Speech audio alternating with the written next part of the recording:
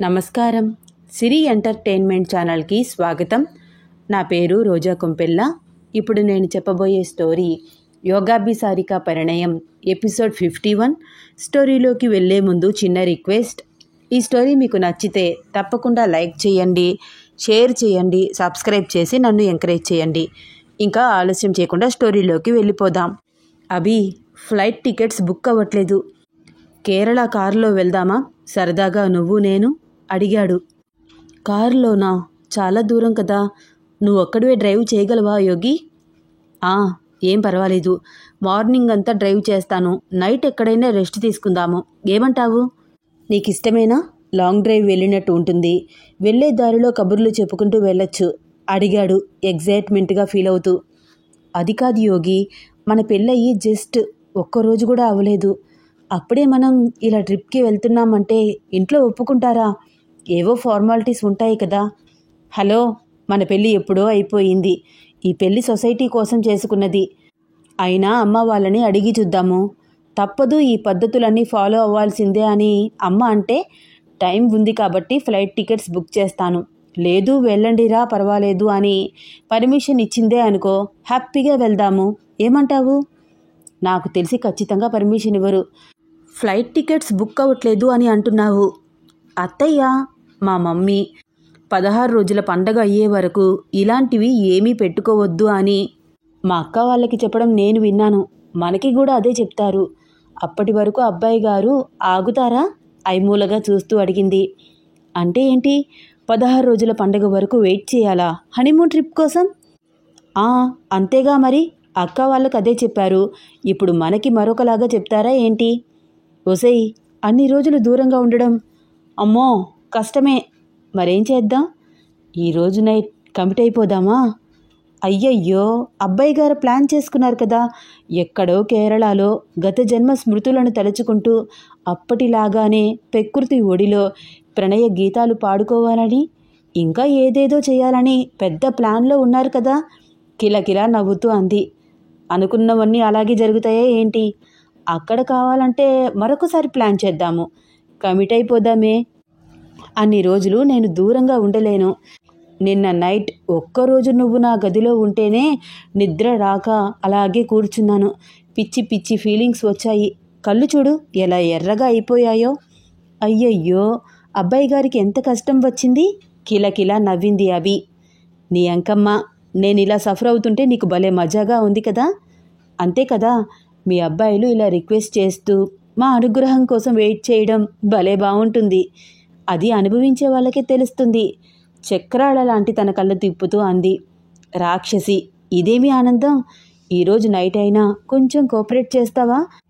లేకపోతే మళ్ళీ నాకు నీరసంగా ఉంది, నిద్ర వస్తుంది అంటూ నువ్వు నిద్రపోయి నాకు నిద్ర లేకుండా చేస్తావా అడిగాడు. అది అబ్బాయి గారి చేతుల్లోనే ఉంటుంది. నవ్వుతూ టవల్ తీసుకుని వాష్రూంలోకి వెళ్తున్న అభి నడుం చుట్టూ చేతులు వేసి, నా చేతుల్లోనే ఉండడం అంటే ఏమిటి అడిగాడు. అబ్బా వదులు యోగి, స్నానం చేయాలి నేను. అస్సలు వదలను. నా చేతుల్లోనే ఉంది అని ఎందుకు నన్ను రెచ్చగొట్టావు? అంటే నువ్వు అడ్వాంటేజ్ తీసుకోలేదు అనే కదా చెప్తున్నావు. ఇప్పుడు తీసుకుంటాను అంటూ తనని మరింత పొదివి పట్టుకున్నాడు. వద్దు అంటూ సిగ్గుపడుతున్నట్టు యోగేష్ కౌగిలిలో నుంచి విడిపించుకోవడానికి ప్రయత్నిస్తోంది అభి.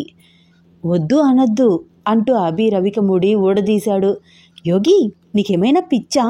తెల్లారిపోయిందిరా, ఇప్పుడేంటి రొమాన్స్? చిరుకోపంగా అంది.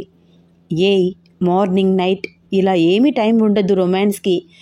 ఎప్పుడైనా కమిట్ అవ్వచ్చు. చిచ్చి, నీకు అస్సలు సిగ్గులేదు. అరే, మళ్ళీ సిగ్గు సిగ్గు అని మొదలుపెట్టావు. నీ దగ్గర నాకు సిగ్గెందుకే? అఫ్కోర్స్ అవును, నాకు సిగ్గులేదు. ఇప్పుడేం చేయమంటావు అంటూ తాను వేసుకున్న బనియన్ తీసి పక్కన పడేశాడు. ఏం చేస్తున్నావురా నువ్వు అంటూ కళ్ళు మూసుకుంది అభి. ఒసేయ్, ఏంటి కళ్ళు మూసుకుంటున్నావు? చిచ్చి, ఏంటి నువ్వు బట్టలు తీసేస్తున్నావు? పోరా బాబు, నన్ను వదిలేయ్ గింజుకుంటోంది. నువ్వు కూడా తీసేయి అంటూ చీర పట్టుకున్నాడు. యోగి ప్లీజ్ వదులు నవ్వుతూనే గింజుకుంటోంది అభి. తీసేవే, ఇద్దరం కలిసి స్నానం చేద్దాం. అబ్బా, నీకు చాలా ఆశలు ఉన్నాయే. ఉండకూడదా? నాకే కాదు, కొత్తగా పెళ్ళైన ఏ మొగుడికైనా ఇలాంటి ఆశలు ఎన్నెన్నో ఉంటాయి. నా భార్యతో నేను కలిసి స్నానం చేయాలనుకోవడం తప్పు కాకపోవచ్చు, కానీ నాకు చాలా సిగ్గు. ప్లీజ్ నన్ను వదిలేయ్. వదలకపోతే ఏం చేస్తావు? ఏం చేస్తాను? నిన్ను బ్రతిమలాడుకుంటాను. ఓ అవునా, సరే బ్రతిమలాడు. ప్లీజ్ యోగి, వదలరా బుజ్జి. నా మొగుడు కదూ, నా బాబు కదూ, నా బంగారం కదూ, ప్లీజ్ రా రిక్వెస్ట్గా అడిగింది. ఆహాహాహా, పెళ్ళంతో బ్రతిమలాడించుకుంటే ఇంత బాగుంటుందా? బాగుంది. నిజమేనే నువ్వు చెప్పింది. బ్రతిమలాడించుకోవడంలో మజా ఉంది. నవ్వుతూ చీరని చిన్నగా వదిలిపెట్టాడు. నీ ఎంకమ్మ అంటూ 2 చేతులతో కొడుతూ, అయితే కావాలనే ఇదంతా చేశావా? లేకపోతే మీరు మాత్రమే బ్రతిమలాడించుకోవాలా? ఆ రైట్స్ మాకు కూడా ఉన్నాయి నవ్వాడు. ఏడిసావులే, ముందు బనియన్ వేసుకో. కండలు చూడు, కొండల్లాగా ఎంతెంత ఉన్నాయో. అలాగే చూస్తూ అంది అభి. కష్టపడదామని పెంచుకున్నానే, కష్టపడే ఛాన్స్ ఇవ్వట్లేదు నువ్వు. డబుల్ మీనింగ్లో రొమాంటిక్గా చూస్తూ అన్నాడు. పిచ్చి పిచ్చిగా వాగద్దు, కొట్టాననుకో అని చిరుకోపంగా చూస్తూ యోగేష్ ముందు అలా రొమాంటిక్ ఆర్గ్యుమెంట్ చేస్తూ తాను అక్కడే ఉంటే ఏం చేస్తాడో అని ఆలోచించి గబగబా వాష్రూమ్లోకి వెళ్ళి ఫ్రెష్ అప్ అయి వచ్చింది.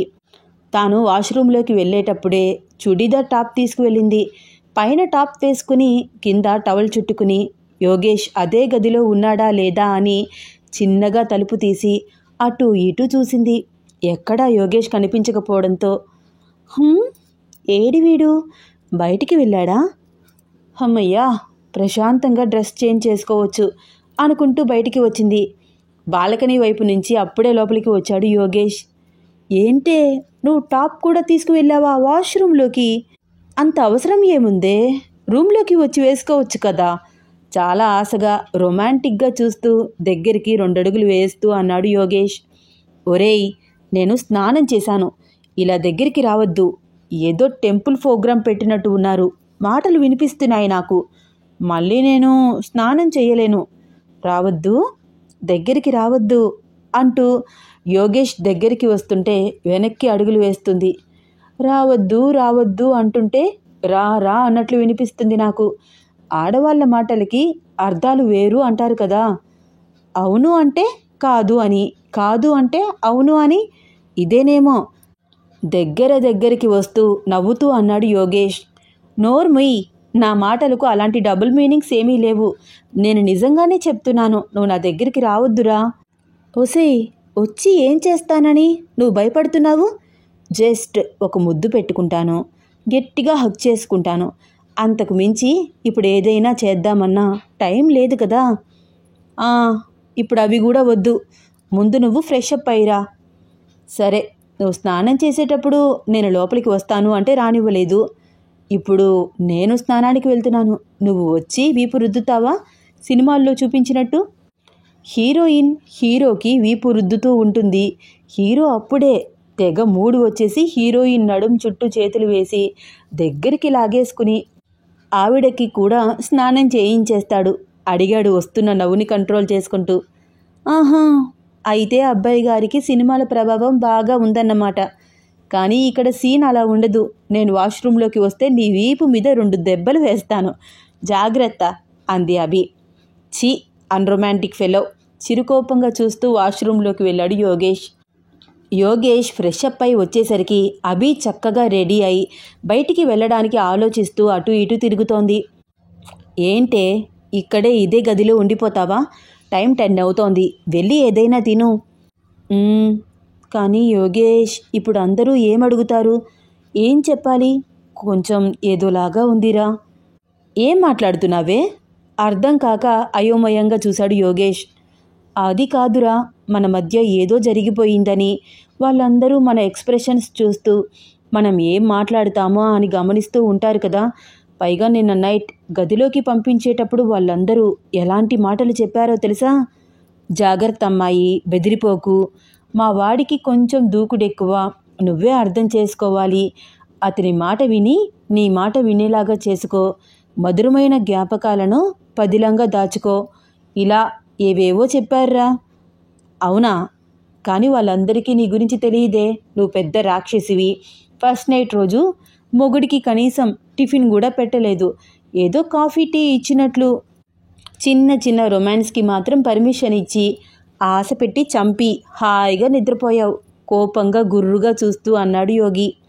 యోగి ఎక్స్ప్రెషన్స్ చూసి నవ్వుతోంది అభి.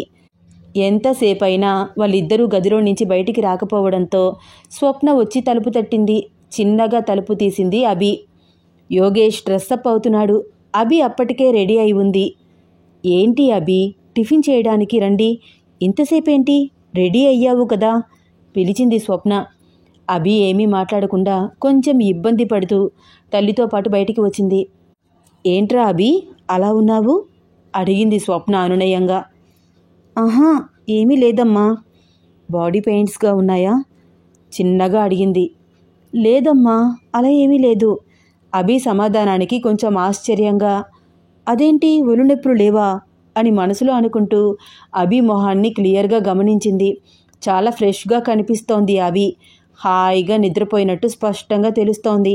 చేతికి వేసిన గాజులన్నీ అలాగే ఉన్నాయి.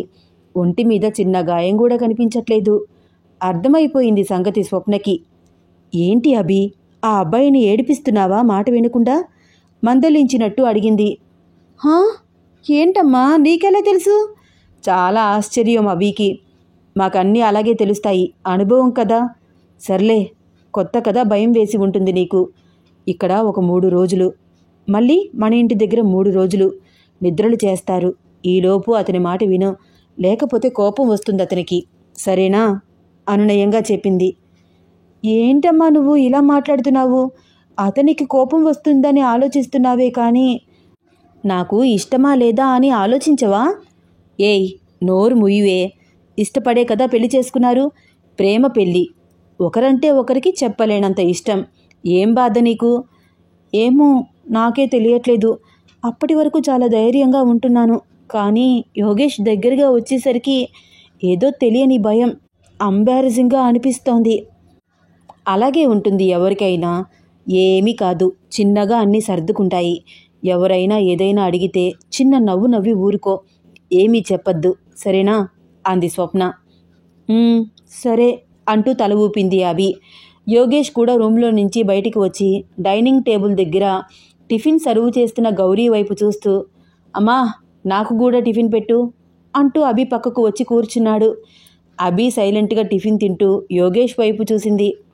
ఏంటి అలా చూస్తున్నావు? ఏమీ లేదు, నా పక్కనే కూర్చున్నావేంటి? అదేంటి, నీ పక్కన కాక ఎక్కడ కూర్చోవాలి? నవ్వాడు. అయితే టిఫిన్ తినేటప్పుడు కూడా నా పక్కనే కూర్చుంటావా? నీకు ఇప్పుడేంటి ప్రాబ్లం? ప్రాబ్లం ఏమీ లేదు, నీ కాలుతో నా కాలుని స్క్రాచ్ చేస్తున్నావు నువ్వు, అదే నా ప్రాబ్లం చిన్నగా అంది. ఓ అవునా, నేను గమనించలేదు అంటూ యోగేష్ తన కాలుని దగ్గర పెట్టుకున్నాడు. పెద్ద పోకిరిగాడివిరా నువ్వు, చిన్నగా యోగేష్కి మాత్రమే వినిపించేలాగే తిట్టింది. యోగేష్ చిన్న నవ్వు నవ్వాడు. స్వప్న, గౌరీ అందరికీ టిఫిన్ సర్వ్ చేసి వాళ్ళు తిని పనంతా పూర్తి చేసుకుని కబుర్లు చెప్పుకుంటున్నారు. యోగేష్ వంటింట్లో పని చేసుకుంటున్న గౌరీ దగ్గరికి వచ్చి, అమ్మా నీతో కొంచెం మాట్లాడాలి పిలిచాడు. ఏంట్రా విషయము? చేతిలో పని ఆపి మరీ పక్కకు వచ్చి అడిగింది గౌరీ. అమ్మా, మేము కేరళ వెళ్ళాలని అనుకుంటున్నాము. ఈరోజు ఆఫ్టర్నూన్ బయలుదేరతాము, ఓకేనా? ఒరేయ్, లేడికి లేచిందే పరుగు అని నిన్న కాక మొన్న పెళ్ళయింది మీకు, అప్పుడే కేరళ ఎందుకురా? అది కాదమ్మా, హనీమూన్ స్పాట్ అక్కడ ప్లాన్ చేసుకుంటున్నాము, ప్లీజ్ వెళ్తాము. యోగి, నువ్వు కూడా సిచ్యువేషన్ అర్థం చేసుకో.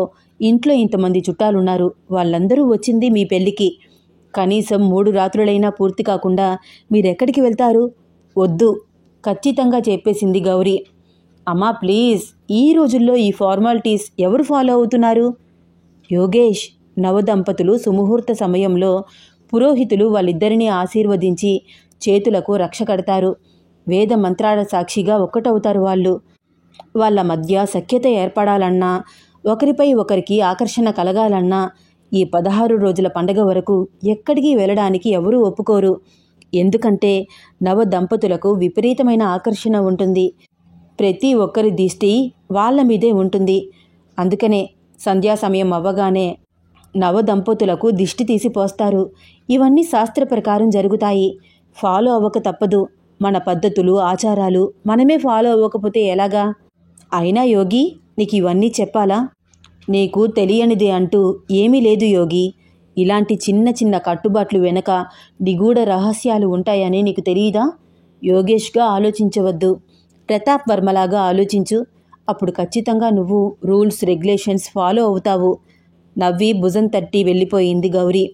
గౌరీ చెప్పింది వింటూ ఆలోచిస్తూ నిజమే కదా అనుకుంటూ 16 రోజుల పండగ తర్వాతే వాళ్ళ హనీమూన్కి ప్లాన్ చేద్దామని, అప్పటి డేట్స్కి ఫ్లైట్ టికెట్స్ బుక్ చేద్దామని ఫోన్ తీసుకున్నాడు. అప్పుడే విశ్వక్ సామ్రాయ్ నుంచి ఫోన్ రింగ్ అవ్వగానే లిఫ్ట్ చేశాడు Yogi. Hello professor, how are you? I'm fine Yogi, what about you? New marriage couple ఏం చేస్తున్నారు? రూల్స్ రెగ్యులేషన్స్ ఫాలో అవుతున్నాం ప్రొఫెసర్, నవ్వాడు యోగి. తప్పదు కదా యోగి, పెళ్ళి అవ్వడంతోనే రెస్ట్రిక్షన్స్ వచ్చేస్తాయి అబ్బాయి లైఫ్లోకి, నవ్వాడు విశ్వక్ సామ్రాయ్. మీకు బాగా అనుభవం ఉన్నట్లుంది. యోగేష్ కూడా నవ్వాడు. చెప్పండి ప్రొఫెసర్, ఏదైనా పని మీద కాల్ చేశారా?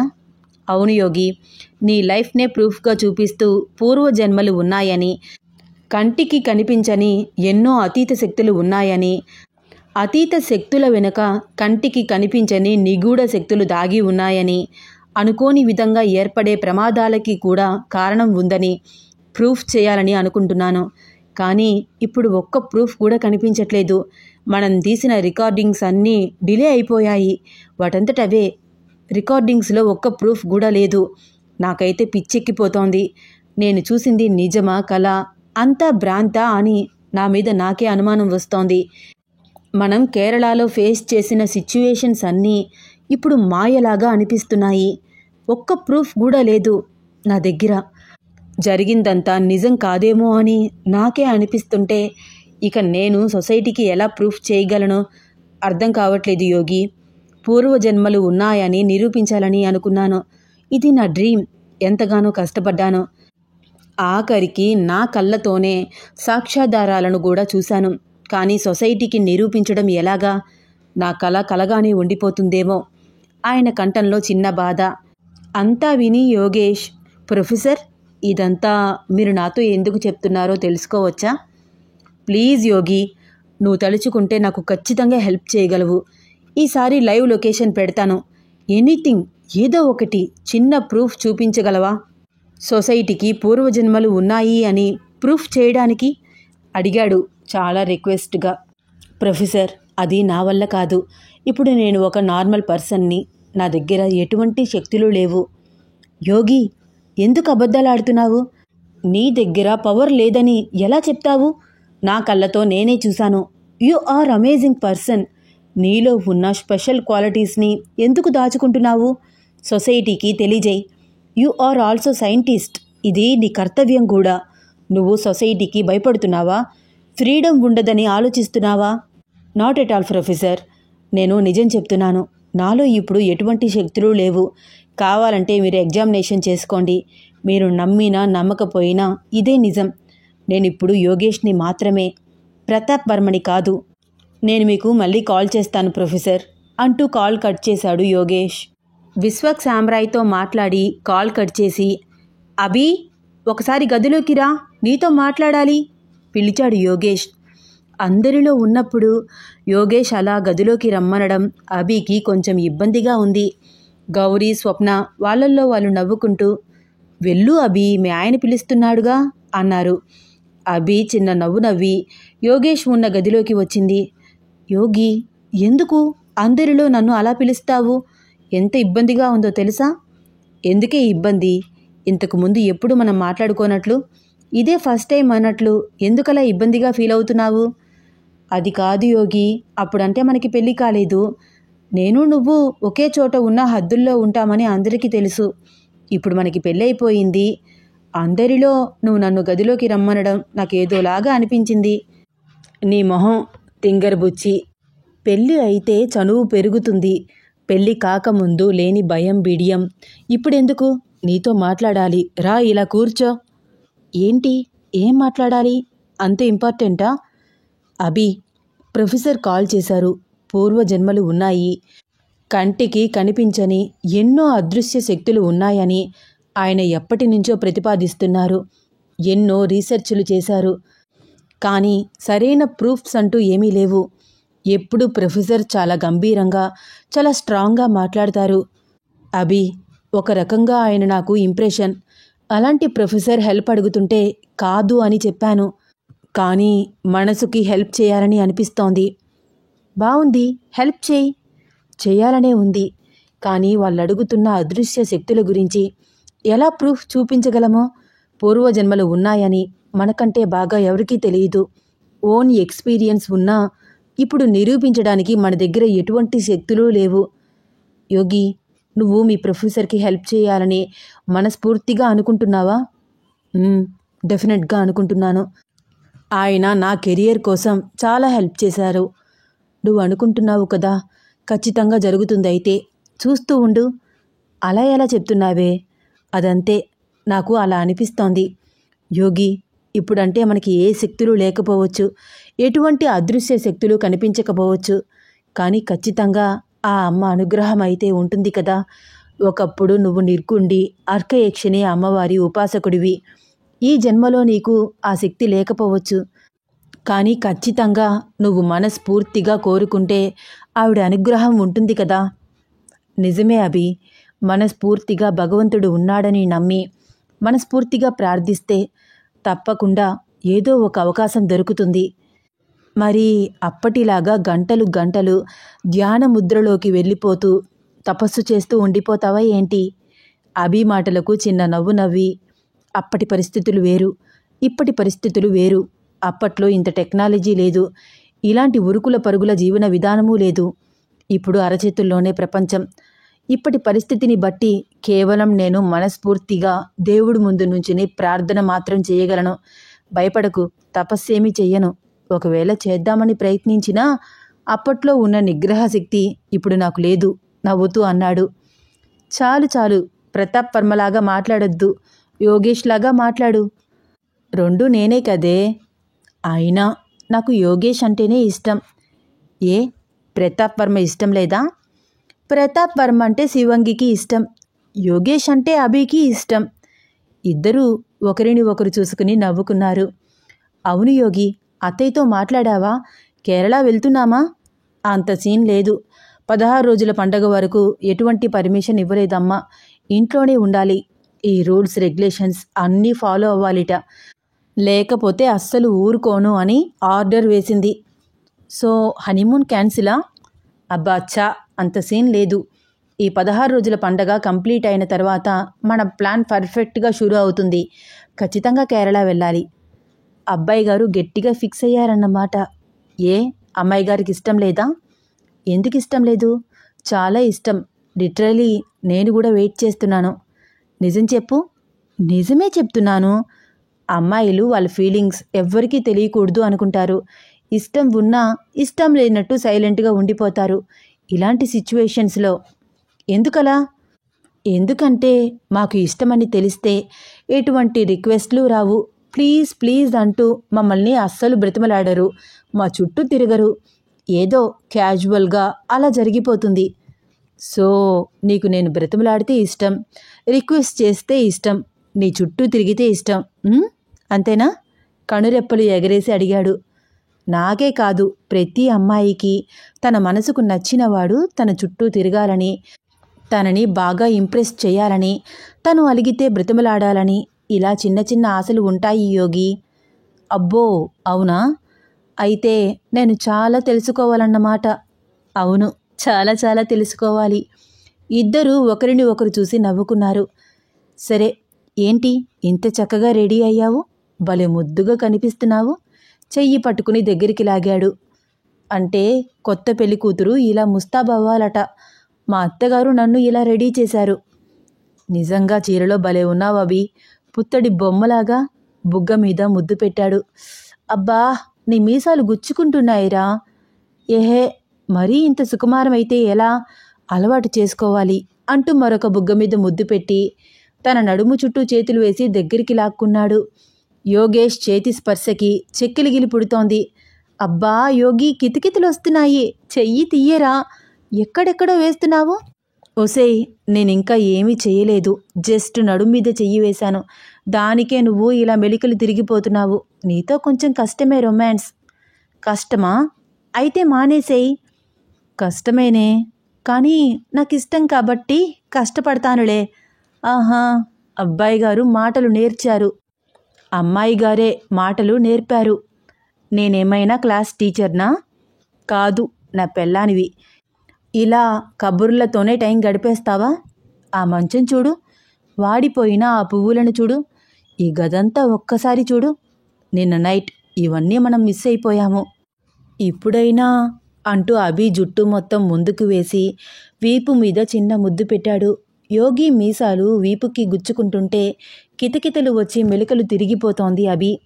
చిన్నగా యోగేష్ అభి నడుం చుట్టూ చేతులు వేసి దగ్గరికి లాక్కున్నాడు. ఒరే, ఏం చేస్తున్నావురా? నీకు తెలీదా? నీకేమైనా పిచ్చా? మార్నింగ్ మార్నింగ్ ఏమిటి ఈ రొమాన్స్? మాట్లాడతాను అని చెప్పి ఏదేదో చేస్తున్నావు. రూమ్లోకి పిలిచి రొమాన్స్ చేస్తున్నావు. వద్దురా, వెళ్ళిపోతాను. అభి, నిన్నట్నుంచి చూస్తున్నాను. వద్దు వద్దు అంటావేమిటి? సరే పో, వెళ్ళి మీ అత్తగారితో ముచ్చట్లు పెట్టుకో. ఆ మూలన 60 ఏళ్ల ముసలమ్మలాగా కూర్చో. మొగుడితో ఒక మాట మంచి ఏమీ లేదు. ముద్దు ముచ్చట అంతకంటే లేదు. అసలు నా గురించి నీకు పట్టదు. పో, వెళ్ళు అన్నాడు కోపంగా యోగేష్. ఒరేయ్, ఎందుకురా అంత కోపం? కోపం రాక అరే ముట్టుకుంటే చాలు వద్దు వద్దు అంటుంటే ఎలా? వెళ్ళు అభి, నువ్వు ఇక్కడే ఉంటే మళ్ళీ నేను ఏదైనా చేస్తాను. మళ్ళీ నువ్వు వద్దు అని గోల చేస్తావు. ఒరేయ్, అమ్మాయిల మనసు అర్థం చేసుకోవడం మీ అబ్బాయిలకు ఎప్పుడు వస్తుంది? నీకు నిన్న నేను చెప్పాను కదరా, మీరే మేము వద్దు అన్నా చొరవ తీసుకుని దగ్గరవ్వాలని. మరీ ఇంత ముద్దపప్పు ఏంట్రా నువ్వు అంటూ మొట్టికాయ వేసింది. అబ్బా, అంటే ఏంటే? నువ్వు ముద్దు వద్దు అంటే నేను ముద్దు పెట్టాలా? కౌగిలించుకోవద్దు అంటే నేను కౌగిలించుకోవాలా? రొమాన్స్ వద్దు అంటే రొమాన్స్ చెయ్యాలా? యోగేష్ పెదవుల మీద చిరునవ్వు, కళ్ళల్లో మెరుపు. అంతే కదా, అంత చిన్న విషయం కూడా అర్థం కాదా? సరే, నన్ను పొమ్మంటున్నావు కదా, నేను వెళ్ళిపోతున్నాను అంటూ అభి వెళ్ళిపోతుంటే యోగేష్ గబగబా వచ్చి చెయ్యి పట్టుకున్నాడు. వదులురా. వదిలేయాలా అంటూ తనని చేతులతో చుట్టేస్తూ పెదవులను అందుకోవడానికి మీదకి వచ్చాడు. ఒరేయ్, ముద్దులు వద్దురా అంటూ వెనక్కి వెనక్కి వంగుంటోంది అభి. ముద్దు వద్దా అంటూ అభిని ఒడిసి పట్టుకుని పెదవులందుకున్నాడు. 4 పెదవులు ఒక్కటిగా మారి ఇద్దరి ఊపిరి ఒక్కటైపోతోంది. 10 నిమిషాలు ప్రపంచాన్ని మర్చిపోయారు. అభిని ఎత్తుకు తీసుకువెళ్ళి బెడ్ మీద పడుకోపెట్టాడు. రొమాన్స్లో మరి కాస్త ముందుకు వెళ్తుంటే, ఒరేయ్, ఇది కరెక్ట్ టైం కాదు, నైట్ వరకు వెయిట్ చేయి. ఇప్పుడు నువ్వు నో చెప్తున్నావు అంటే నేను ప్రొసీడ్ అవ్వాలి, అంతే కదా అంటూ చెంపల మీద నుదుటి మీద ముద్దులు పెడుతూ తనని చుట్టుకుపోతున్నాడు. ఒరేయ్, నీకెలా చెప్పాలి? నేను నిజంగానే నో చెప్తున్నాను. నైట్ వరకు వెయిట్ చేయి బుజ్జి, ఇప్పుడు రొమాన్స్ వద్దురా. అబ్బా, ఏంటి నువ్వు నా రొమాన్స్కి బ్రేకులు వేయడమే పనిగా పెట్టుకున్నావా? అలా కాదురా, అర్థం చేసుకో. ఇంకెంతసేపు? ఆఫ్టర్నూన్ అయిపోయింది. నైట్ వరకు వెయిట్ చేయి. వెయిట్ చేస్తే వేడి వేడి ముద్దులు, వెచ్చని కౌగిలింతలు ఇస్తాను. అంతేనా? ఇంకేమి ఇవ్వవా? ఒరేయ్, ఎలా చెప్పాలిరా నీకు? నేను నీ పిల్లని, నీ పెళ్ళాన్ని, ఎప్పటికైనా నీకు సొంతం కావాల్సిన మనిషిని. నీ ఇష్టం, సరేనా? నిజంగా? నిజమేరా బాబు, నీకేనా ఫీలింగ్స్ ఉంటాయి, నాకుండవా ఏంటి? అవునా? నీకు కూడా నాలాగే అనిపిస్తోందా? ఎందుకు అనిపించదు? మీరు చెప్తారు, మేము చెప్పము, అంతే. ఏమో అనుకున్నానబి, కనిపించే అంత అమాయకురాలు ఏమీ కాదు. నీకన్నీ తెలుసు, దొంగ. నాకేం తెలుసురా, నాకేం తెలీదు తడబడింది అబి. ఏయ్, అబద్ధం చెప్పుకు, నీకేమి తెలీదా? నాకేం తెలుసురా అలా అడుగుతున్నావు? నీ మాటల్లోనే విన్నాను నేను, నీకన్నీ తెలుసు అని నాకు అర్థమైంది. నేనేం మాట్లాడాన్రా? గుర్తులేదా? గత జన్మ అనుభవాలన్నీ నాకు బాగా గుర్తున్నాయి. పండు వెన్నెల, పూల తోట, నువ్వు నేను, ఎప్పటికీ మరిచిపోలేని ఆ మధురమైన రేయి అంటూ నువ్వే చెప్పావు కదా. ఆ మాటలు విని అభి బుగ్గలు ఎర్రబడ్డాయి. అవును, నేనే చెప్పాను. కానీ అది గత జన్మ. ఈ జన్మలో నాకేం తెలుసు? ఈ జన్మలో అనుభవం లేకపోయినా గత జన్మ స్మృతులైతే గుర్తు ఉన్నాయి కదా. వేలితో తన నడుము మీద రాస్తూ అన్నాడు. అబ్బబ్బా, నీకు బాగా అల్లరి ఎక్కువ అయ్యింది యోగి అంటూ యోగేష్ని దగ్గరగా తీసుకుని బుగ్గ మీద కొరికింది. ఆ రాక్షసి, ఎందుకే అలా కొరికావు? మరి ఇంత ముద్దు వస్తే ఇలాగే కొరుకుతాను. అంటే నీకు ముద్దు వచ్చిన ప్రతిసారి నా బుగ్గలు తినేస్తావా, బర్గర్ తిన్నట్లు? హా, నా మొగుడు నా ఇష్టం, ఏమైనా చేస్తాను. అయితే నేను కూడా నా పెళ్ళాన్ని ఏమైనా చెయ్యొచ్చా? ఒరేయ్, నువ్వు నన్ను ఏం చెయ్యలేదు. ధృతరాష్ట్రుడి కౌగిలిలాగా గట్టిగా నా నడుము చుట్టూ చేతులు బిగించావు. చూడు, నాజూకుగా ఉండే నడుము ఎలా కందిపోయిందో అంటూ నడుము చూపించింది అభి. అభి నడుము మీద తన చేతి వేలిముద్రలు గమనించి సారీనే అన్నాడు. సారీ ఏమీ అవసరం లేదు, రొమాన్స్లో ఇవన్నీ కామన్. ఇదొక్కటేనా? పెదవులు చూడు ఎలా కొరికేశావో. అవునా, ఏది చూడని అంటూ తన వేలితో అభి పెదవులను సుతారంగా స్పృశించాడు. అయితే రివెంజ్ తీర్చుకుంటావా? కనురెప్పలు ఎగరేసి అడిగాడు. అంతే మరి, నువ్వు మాత్రం ఏమైనా తక్కువ తిన్నావా అంటూ సిగ్గు ముంచుకు వస్తూ ఉండడంతో ఇంకా ఆ రూమ్లో ఉండలేక గబగబా బయటికి వచ్చేసింది అభి. అభి సిగ్గుపడుతూ నవ్వుతూ రూమ్లో నుంచి బయటికి రావడం చూసి గౌరీ, స్వప్న ఒకరి మొహాలు ఒకరు చూసుకుని చిన్నగా నవ్వుకుంటూ ఏమీ గమనించనట్టే ఊరుకున్నారు. వీళ్ళ అల్లరి ప్రేమ కథలో నెక్స్ట్ టైం అవుతుందో తెలుసుకోవాలని ఉందా? అయితే వచ్చే ఎపిసోడ్ కోసం వెయిట్ చేస్తూ ఉండండి. ఈ స్టోరీ మీకు నచ్చితే తప్పకుండా లైక్ చేయండి, షేర్ చేయండి, సబ్స్క్రైబ్ చేసి నన్ను ఎంకరేజ్ చేయండి. ఈ స్టోరీ 2 ఎపిసోడ్స్లో కంప్లీట్ అయిపోతుంది, కొంచెం వెయిట్ చేయండి. స్టోరీకి మంచి ఎండింగ్తో ఫినిషింగ్ ఇద్దామని చిన్నగా చెప్తున్నాను. ఓర్పుగా కొంచెం వెయిట్ చేయండి. ధన్యవాదాలు.